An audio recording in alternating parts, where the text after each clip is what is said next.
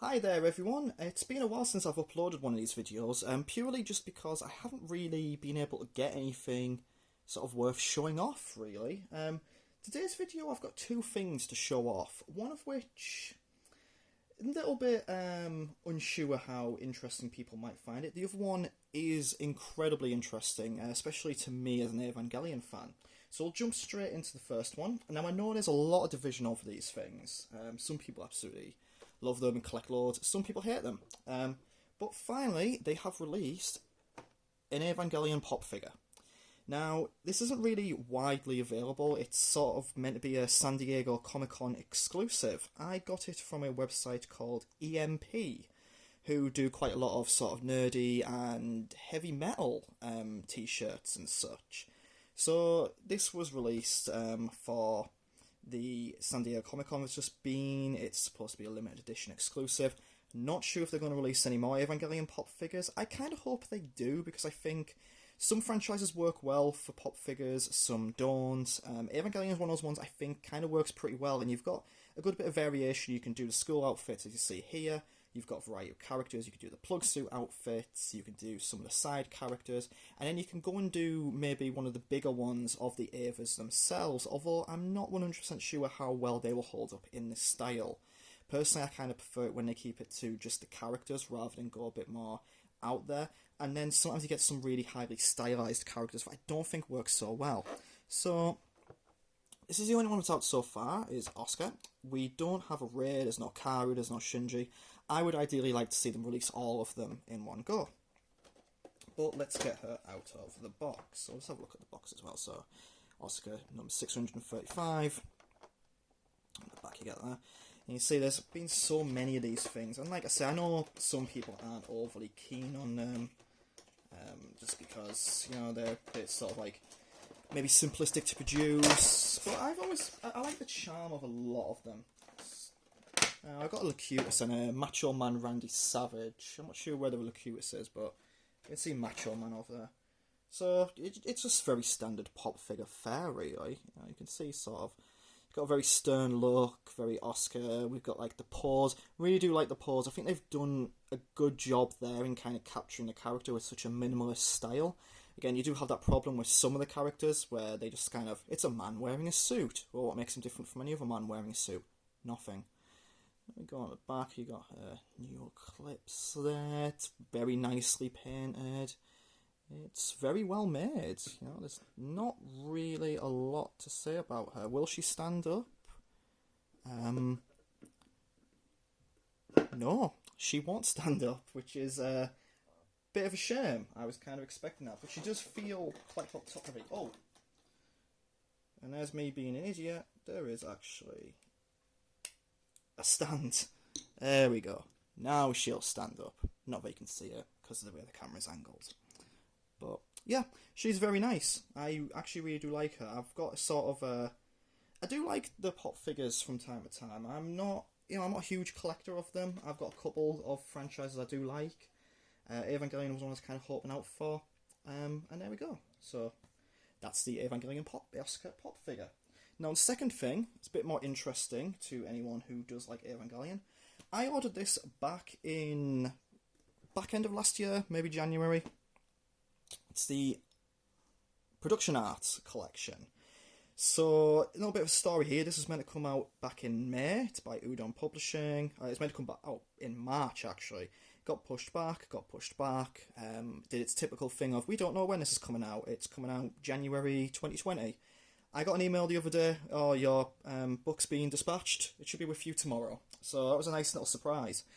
So I didn't know what to expect from this. I kind of didn't look at any sort of promo work for it. I see an Evangelion book. I kind of want it. I really like this one. So we open it straight away. And what we get is a little table of contents here.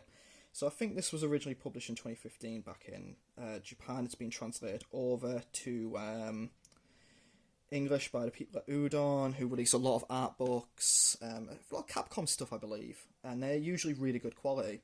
So we get it divided down into the characters, the Evangelions and Angels, machines and locations, and the movies themselves. So we'll delve straight into it. Let's go into the characters.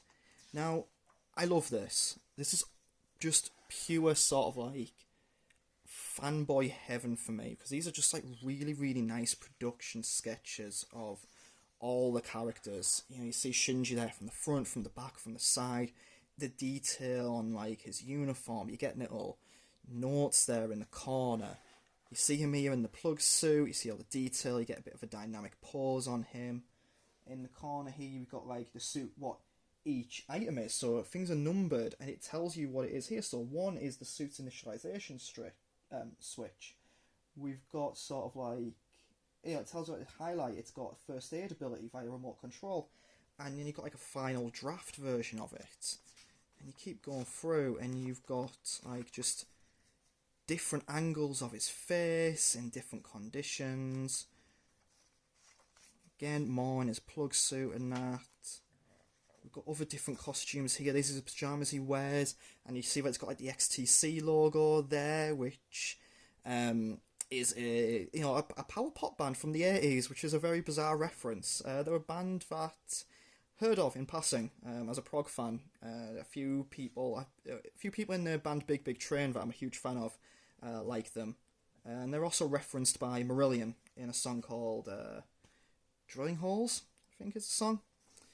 Not that you needed to know that, but I'm a fountain of musical knowledge. So again, you see like the more pyjama wear, sports gear. You see like a young Shinji. You see him in his outfit during Both of You Dance Like You Want to Win.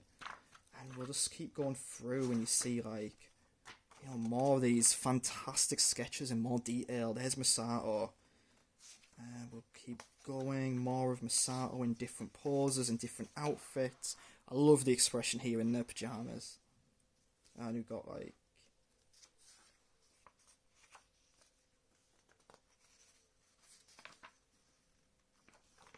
just so much really cool stuff. And then we get to Rei, and you know, I could just keep going on and on about this. And we go to my favourite character. There's Asuka there, you know. See her in the school uniform, and just various poses that she does throughout the series, and just reference sketches, and sort of as a cosplayer with friends who, you know, I don't make costumes, I get my friends to make them. I paid my friend to make my recent Asuka gender swapped cosplay, and this would have been fantastic for her to have well in advance. But then again, you see like a sundress, sort of like looser fitting wear, pyjama wear. There's her in the Both of You Dance Like You Want to Win episode. There's her from Magma Diver in the larger plug suit. You keep going through, and you've got like we've got Ritsuko there. Just got more characters. There's Gendo, younger Gendo, Kaji, various people around you. There's Steve. I don't know who that is. There's Jeffrey. We'll later go on to travel back in time and host Rainbow. Don't know why I said that. I'm just trying to flick through to get to a better page. So we get all the end of the characters. Now we get to the actual mecha themselves, and you got like the few shots of the Avas. There's Ava Unit 1, the headshots of it. And I think this would be fantastic, you know, if people wanting to learn to draw mecha as well. And, you know, again, I'm not an artist. There's more poses for it, for the Ava Unit 1, Ava Unit 0 there, and you see the prog knife come out, and it's so cool, and it's littered with notes, like, on what each things do, and there's notes in, like, the characters of why they've been designed a certain way, what they were thinking when they designed certain things. There's Ava Unit 2. Get more, sort of the entry plug, the cockpit design there. We just keep going through, that's it, and it's Magma Diver, the Type D equipment. You see, like, the various props used throughout it. Now we get to like the angel design, and again it's fascinating because you see like the angels are so widely varied in their design. You got like Ramio and the drill there, and just all the different angels and their designs, and why, you know, notes on how they came about. And I keep looking at it, it's like an absolutely fantastic book, especially for a fan, because you go into like the scenery and the props and the weapons used. It's more than just the characters, and it's the environment.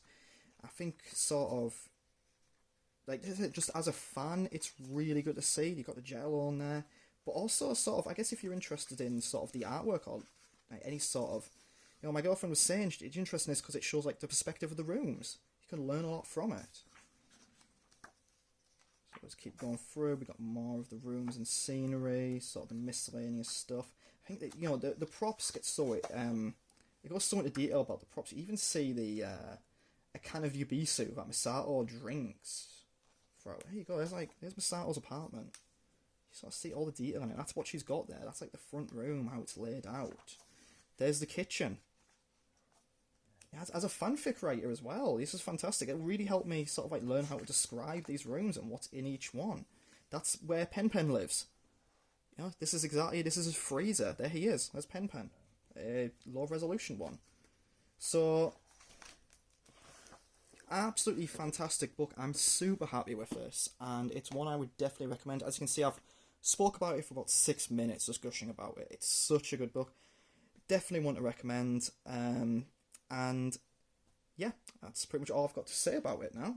So thank you very much for watching. At the moment, I'm kind of trying to relaunch what I'm doing here, sort of trying to do a bit more content, trying to do a few more video things if I can, trying to work a bit more on my Facebook page that I've sort of remade that, and I'll link to it in the description below for people watching this to go ahead and like it.